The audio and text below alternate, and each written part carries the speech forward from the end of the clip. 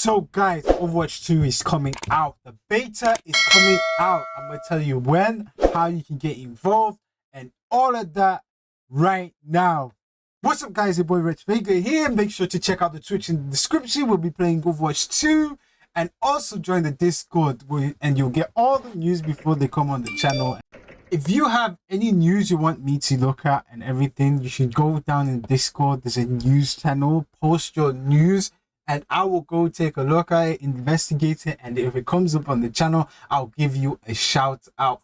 So Overwatch has been working on Overwatch 2 for so many years. The first time I heard of Overwatch 2 was back in 2017, I think, and it was just announced. It was like, we're gonna get Overwatch 2. I'm like, okay, next year we'll get Overwatch 2. Never came.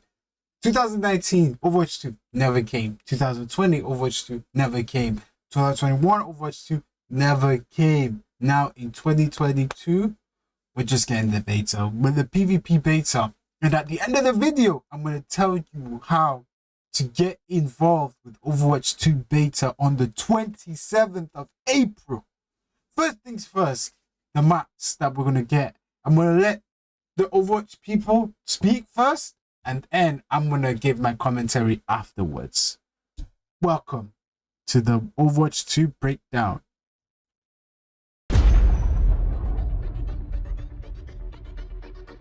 One of the maps that I'm most excited for in Overwatch 2 is our Rome map. We always want Overwatch to feel like this globe-trotting adventure for our players. So we're having a lot of fun coming up with the Overwatch version of Rome. We wanted a very romantic, sort of this powerful feeling of old world architecture. One of the most exciting things for me is the early building of these maps, where we get to sit down together with key people from the environment team, level designers, effects groups. We'll spend some time talking about moments in the game that we really want to see, like the Colosseum or a grand view of the hills of Rome in the backdrop. And then we'll go back and do a paint over, or we'll do a concept painting of certain things based on that. We try to draw inspiration from as many different sources as possible. For example, one of our environment artists had just taken a trip to Rome, and he returned with thousands of pictures and was so excited to work on a map set in Italy. There's a lot of ancient architecture in Rome that represents the empire that it used to be. So we brought some of that back. Some of the things that are destroyed in real life, we kind of rebuilt in a kind of an Overwatch style. It's one of the most beautiful pieces of environment art that I think we've made for the entire game, and it just absolutely took my breath away. Can we reveal more maps? Yes. I know what map I want to talk about. It's the one that I just get super excited about. New York City. New York City is just an amazing Overwatch location. We're really striving to make it as authentic as possible while still putting this Overwatch spin on it. There's a lot of amazing buildings and architecture pieces that just, especially for artists, stands out a lot. And they usually use this kind of Art Deco style from the 1920s, 1950s. We started in an area that's a little bit like the Village. There's some smaller shops there. There's a fire station, little pizza places, and things that people that are familiar with New York City will either recognize or maybe see the reference that we're trying to make with some of our different locations. It feels like something you haven't seen in other games before because it's uniquely Overwatch. Well, we should move on. Those were cool maps, but Overwatch has this cool way of mixing old and new. Very old school landscapes and new modern futuristic technology within those landscapes, like with the payload and everything. Because I remember that from Overwatch 1, you know what I'm saying? With the payload floating on something, it's not really on wheels. But if they want to be super different and super crazy, they would add a impoverished area too, like Brazil. You know? That would be crazy. Some of the champions too having very futuristic technology. So I would like to see that with like Tokyo, maybe Dubai is one. But if they want to be super different and super crazy, they would add a impoverished area too, like Brazil. That would be crazy. If we were running around Brazil in the story mode, trying to help people or help out the villages in Brazil or something, that'd be crazy. I would love that. And, you know, one thing that I think is really interesting about PvP in Overwatch 2 is some of the philosophical changes we're making to the approach. PvP feels different and new. We're upgrading our combat feel. The roles are playing differently. When it comes to all new maps, it's a pretty big departure from where we are on live right now. So we're also experimenting with the idea we call role passives, which are passive abilities that a hero can have based on what role they are. For example, currently in our internal builds, the tank heroes all have knockback reduction against them, and they also generate less ultimate charge for enemies that are shooting at them. Damage dealing heroes have a movement speed bonus, which is great for flanking around the map. And healing heroes, support heroes have automatic healing that kicks in after they haven't taken damage for a while, very similar to Mercy's passive, but a little bit of a lower rate. One of the more shocking changes that we've been exploring in Overwatch 2 PvP is a change to the tank role entirely. That's applied to all of the tanks. We want to try to make them more toe-to-toe brawlers and less characters that just stand back and protect other people. Judging by what they said there, it means that they've increased the mobility of tanks. So tanks can now not just be what people that are just standing back protecting other characters, doing damage here and there. Nah, tanks are now active damage makers. You know, they're actually putting in the work just as other characters are. And that to me is exciting. It means that as a tank, I won't really need to rely mostly on my damage heroes. I can do some of the damage too, and I can move, and I can flank, and I can do things more creatively now. I have more flexibility and more movements with more everything. And that's very, very exciting for people who play tank most of the time and people who have less skilled damage-oriented players. So now I can carry even as a tank, a little bit. Not that much, but I can a little bit carry as a tank, which is very sick. Shortly after BlizzCon, we spun up this group, our combat field group, to really just work on what happens when a player holds the trigger. We're putting a ton of effort into looking at all of our characters and trying to give them even a more visceral weapon feel. From sound to VFX to animation to the design of these units, all new sounds for a lot of our weapons in the game, and a whole new sound system that's driving it. And we didn't just level up a unit, we leveled up the rest of the game. When we first started working on Overwatch, we spent quite a bit of time working on gunfire sounds and just general combat feel to make it feel really awesome. We're revisiting pretty much everything, nothing's off the table, so we're looking at even kind of small things such as quick melee attacks that every hero has. So they have kind of new audio pass and a new kind of feel and visual effect when you hit things. One of the bigger efforts we're undertaking for Overwatch 2 is what we're calling our Weapon 2.0 Sound Pass. What this is a big overhaul to the weapon systems in the game. That means the way the gun feels in your hands. You could feel the ammo running out as you're getting lower on the clip. We've really tried to amplify those sounds to better encapsulate the gameplay and the gunplay that comes with Overwatch 2. Another key for the weapons was getting them to feel like they're in the environment. This meant working with convolution reverb. It's a new system that we've implemented into Overwatch. It's a way that we can capture the acoustics of an environment and transport it onto the sounds that we're using. So we went and captured tales of guns in different environments through our weapon shoots.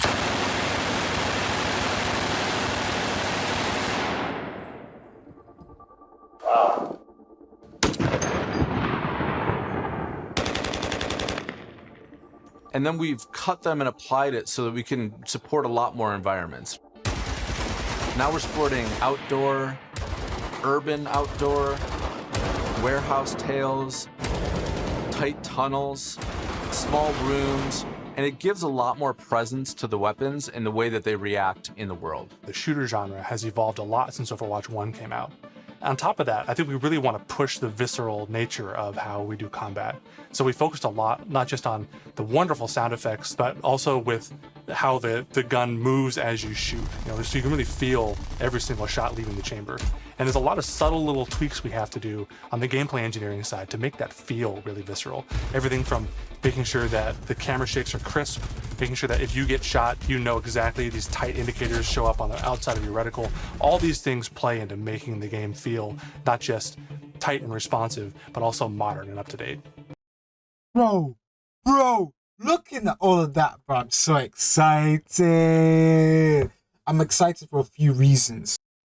Being able to wear headphones and have that surround sound experience is crazy. And then on top of that, as a PlayStation 5 DualSense owner, I feel as though that if they immerse their new weapon system with the new controller, haptic feedback and everything, that would be a crazy whole new level of experience of Overwatch 2.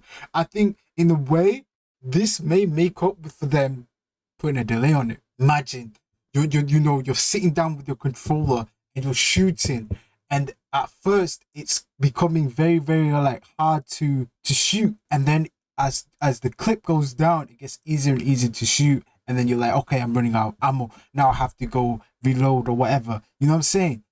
It will make it so that you will know your weapon better than ever. It will be more muscle memory instead of game sense, in a sense. You will mostly rely on muscle memory for different things. Let's say abilities, everything. You'll be relying on haptic feedback from the controller to let you know. In the future of gaming, I feel like there will be no need for something to be on the screen. It will be mostly on your controller. I feel like they should make a mouse that has that haptic feedback, when you click in and you're shooting a weapon and the drivers and everything. I feel like a mouse would be a great feel to it. I was watching this video game high school thing. They have these keyboards. If they can make a interactive mouse and keyboard to gaming, oh my God, bro. We go into levels we've never seen before, bro. Levels we've never seen before. We're going there. Let's go. I'm excited for the new wave of gaming right now. Gaming right now is dead. Bring something new, innovative to the gaming scene. We're still exploring new game modes, and we're also reevaluating older game modes that people are more critical of.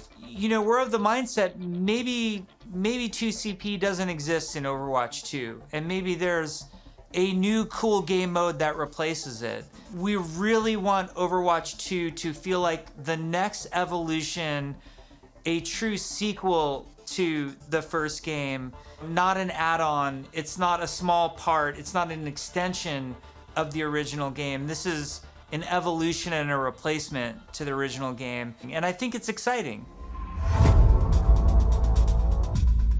Hero missions are probably one of the things that's the hardest to wrap your head around if you've never played one of them.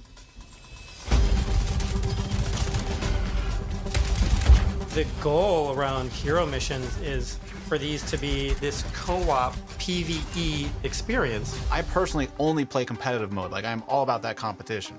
And I have friends that they don't want to do that at all. So I'm really looking forward to a game that I can play hours and hours with my friends who aren't in competitive, and it's also something that I'm interested in.